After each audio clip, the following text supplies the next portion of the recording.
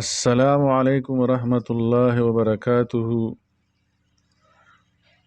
زیم مولانا عطا الرحمن منګه د سوره انبیاء تفسیر او وضاحت کو چې دا د مطالعه قرآن حکیم د نهم جماعت د پاره په نصاب کې شامل دی. که چېرې تاسو زموږ په چینل باندې نوي نو دا سبسکرایب کړئ او د بیل آیکن بټن وښیئ چې زموږ کوم ویډیوګانې نوي راځي هغه تاسو ته په وخت باندې موصولیږي. او انشاءالله دا کورس به منګه دا به سره د مشکونو د مشکلو الفاظو سره حل کوو، ورسره خالي ځایونه او چې کوم ګریلو سرګرمیانې په دې کې ورکړي دي دا موږ حل کوو.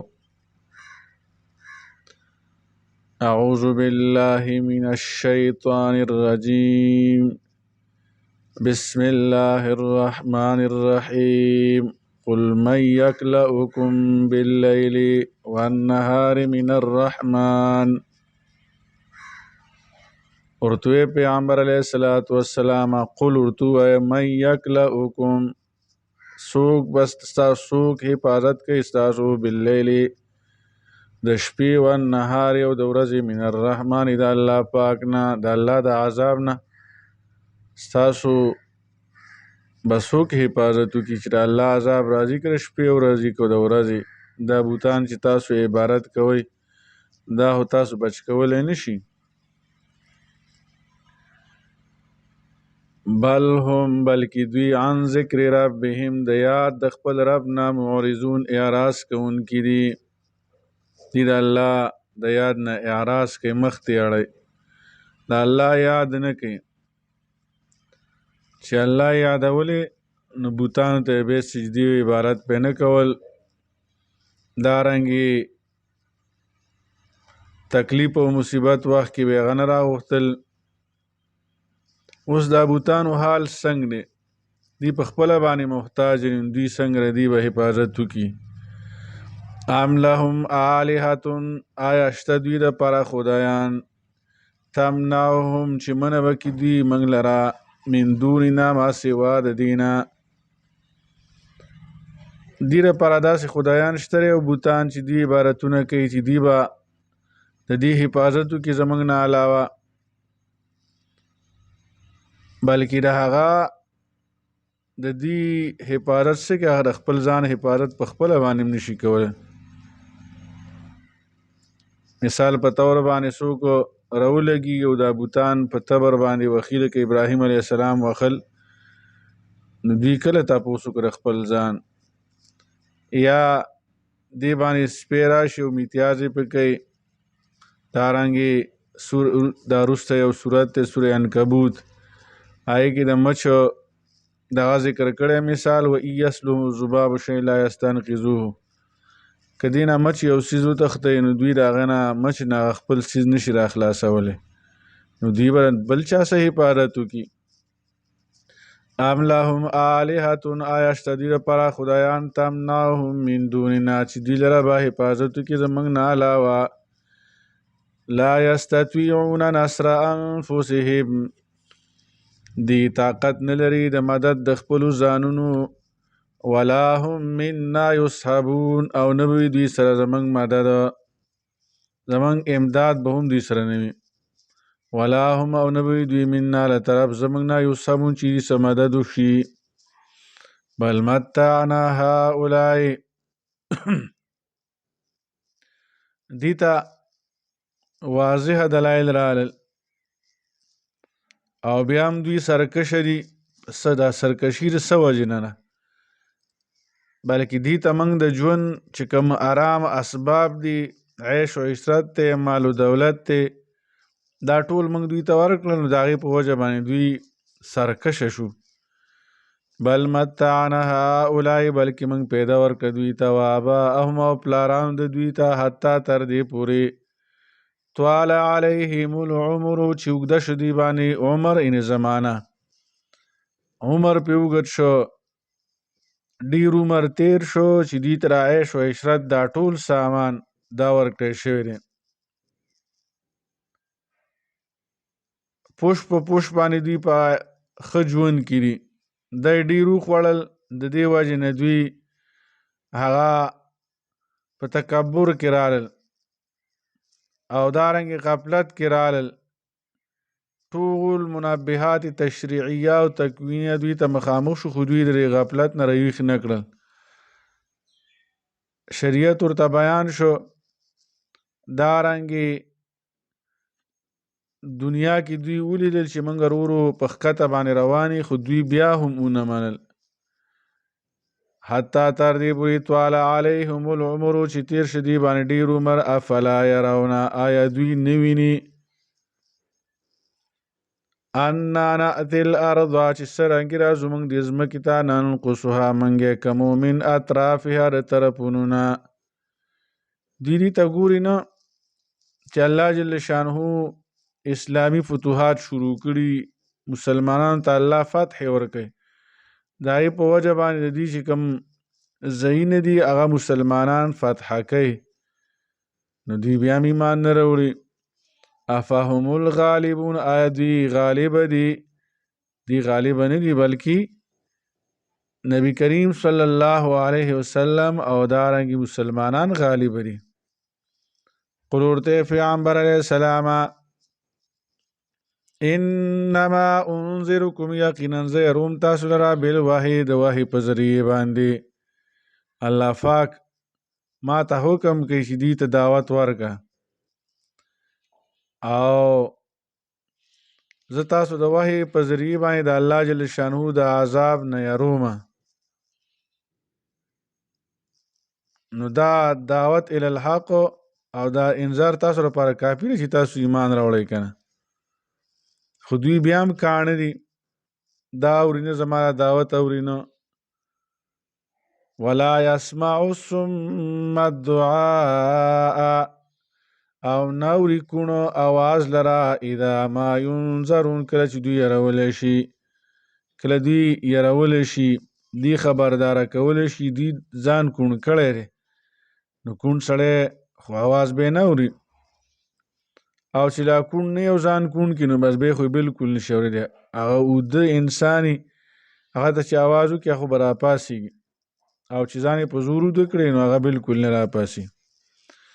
یعنې دا اسلام دا دین دا ورته مکمل واضح شو، بیا هم دوی ایمان نه راوړي.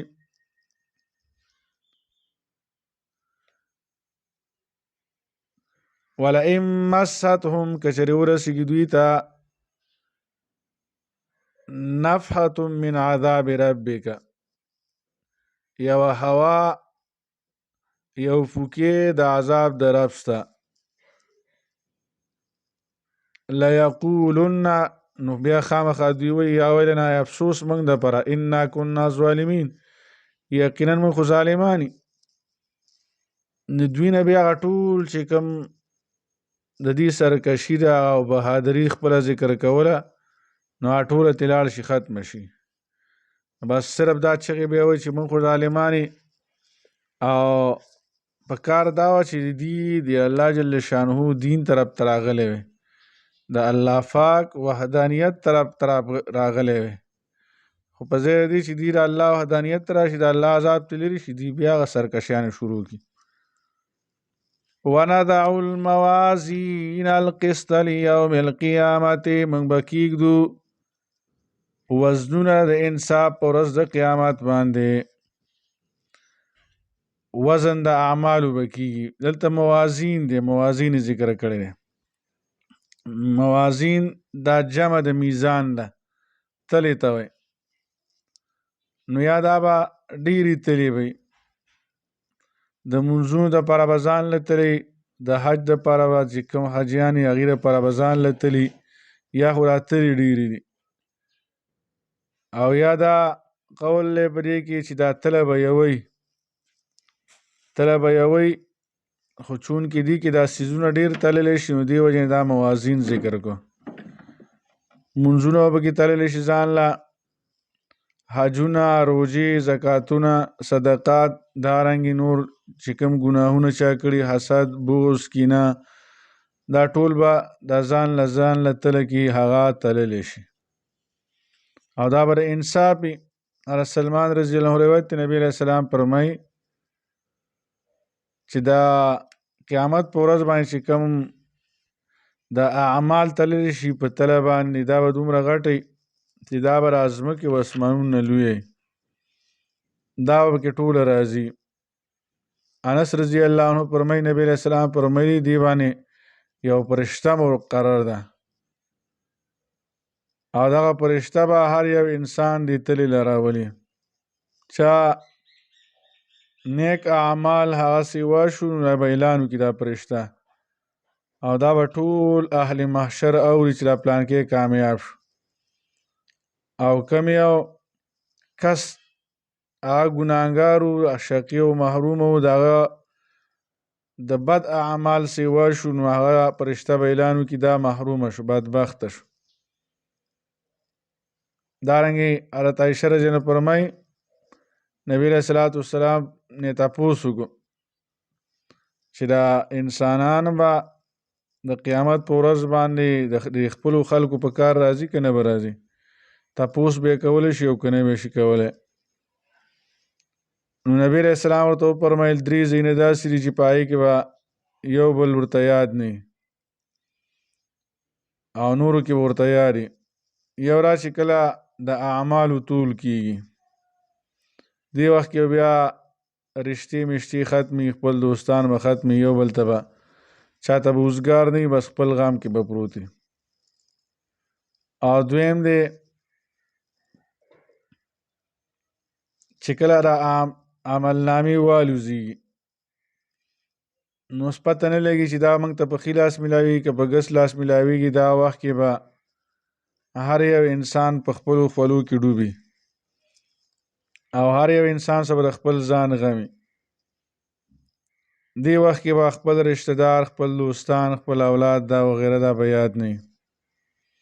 او دریم مقام دا سره پورې صراط کله په صراط باندې پورې وځي نو هر یو انسان به په خپلو خولو کې ډوبي خپل رشتہ دار خپل دوستان اولاد وغیره او ښځه به ورته یاد نه دارنګې پلار مور به یاد نه. دا درې ځینې دا تفسیری مظهري دا ذکر کړي. ونضع الموازین القسط موږ به کېږدو تلې د انصاف لیوم القیامت په ورځ د قیامت باندې فلا تظلم نفس شیئا ظلم به نه کېږي او نفس باندې ذره برابر وان کان مثقال حبة من خردل که چېرې وي په اندازه د اورې د دانې اتینا بها موږ به هغه هم راوړو حبة دانه خردل د اورې مقدار یو انسان نیکی کړي هغه به هم راوړلی شي که ګناه یې کړي هغه به هم راوړلی شي. وکفا بنا حاسبین او کافی منګه حساب اخیستونکي چې کله ورځ د حساب کتاب شروع شي دا ټول اعمال به دا به حاضرولی شي که لږې او که ډېرې که غټې او که واړې موږ به د دې حساب اخلو. د وزن اعمال به څه کېږي یا دا انسانان به تللی شي چې کوم انسانانو دا کم اعمال کړي دي دا انسانان به تللی شي او یا دا وزن د اعمالو صورت دار چې دا به چې کوم اعمال فرشتو لیکلي نو دا به تللی کېږي.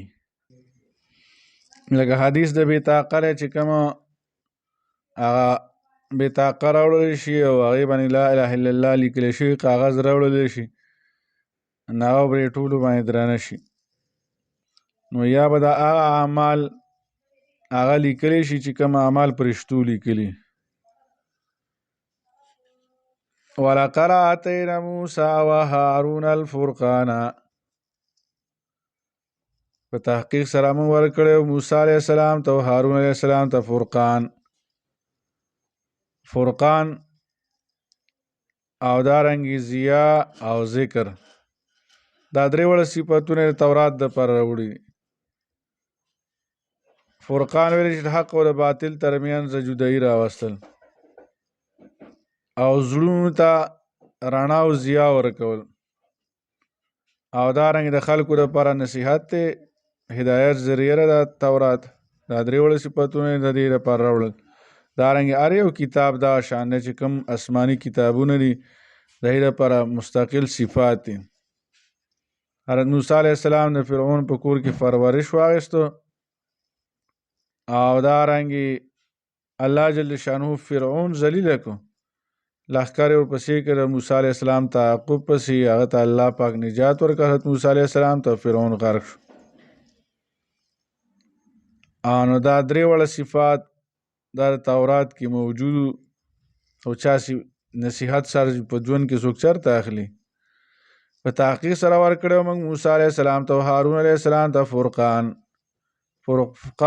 حق او د باطل ترمنځ فرق راوستل، وضیاء او رڼا، و ذکر او نصیحت للمتقین پرهیزګارانو دپاره، و ذکر للمتقین او دارنګ نصیحت د پرهیزګارانو دپاره، الذین یخشون ربهم بالغیب، هغه خلک دي پرهیزګار چې دي یریږي د خپل رب نه بالغیب، په شیشه د الله جل شانه نه یریږي. څوک شته نه او مواقع د ګناه ورته ورغلل نو دی را ګناه دې وجې نه پرېږدي چې الله مې ویني. دلته خو څوک شته نه، انسانان خو نشته دی، خو الله خو شته که نه. وهم من الساعة او دوی د قیامت نه مشفقون یریدونکي، وهذا ذکر مبارکون او دا قرآن او ذکر نصیحت دی مبارکون د برکت والا، انزل الله موږ نازل کړی دی. افانتم له منکرون، آیا تاسو د دې نه انکار کوونکي؟ تاسو د دې نه انکار کوئ نو انکار ته نشئ کولی، بلکې که انکار کوئ نو دغه انجام به چې کوم د مخکنو امتونو او هغوی الله جل شانو په عذاب سره هغه غرق کړل. دلته دا ذکر کړي دي چې د 51 نمبر آیات نه تر 73 آیاته پورې د مطالعه قرآن حکیم دویمه حصه کې د حضرت ابراهیم علیه السلام واقعه ذکر شوې ده. نو دې وجې نه دلته موږ نه ذکر کوو دوباره. نو دوی د دې ځای نه د 51 آیات نه والا تر 73 آیاته پورې بیا دلته سبق نه ذکر کړی، بلکې دې ځای بیا ذکر کړی ولوطا آتینا حکم و علما. تاسو یاد کړئ لوط علیه السلام لره آتینا او چې موږ ورکړی هغه ته حکما نبوت و علما او پوهه. لوط علیه السلام ته الله نبوت او علم ورکړی. ونجیناه من القریة التي كانت تعمل الخبائث، او موږ نجات ورکړو د هغه کلینا ان اهل کلونه تعمل الخبائث چې هغې عمل کو د ګناه. لوط علیه السلام قوم هغه لواطت والا ګناه کې هغه پکې ډېره وه، نور ګناهونه هم پکې ډېرو.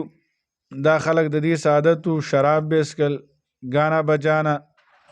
الله دې حفاظت وکړي. نن سبا په دې امت کې هم د ګانې بجانې شوقیان ډېر دي او د دې شوق ډېر کوي.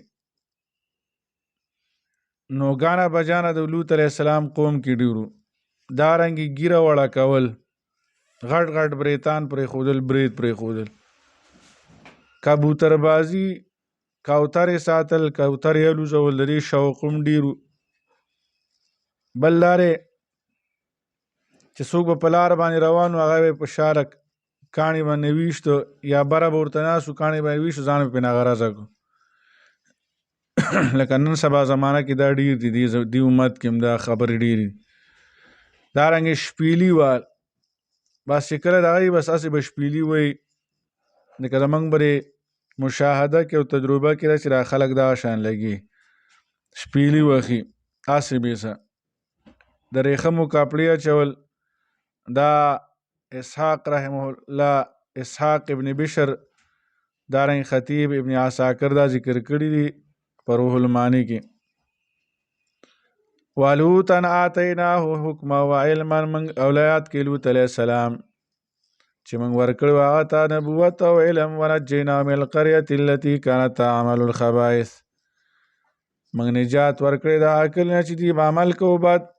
انهم یقینا دوی کانو قوما سوء، قوم بد، فاسقین، نافرمانه.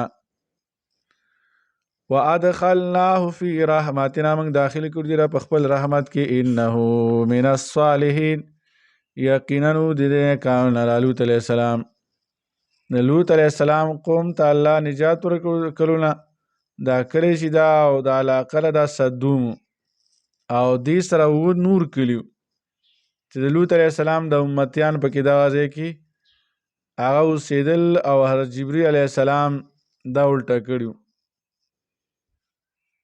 الله دې عمل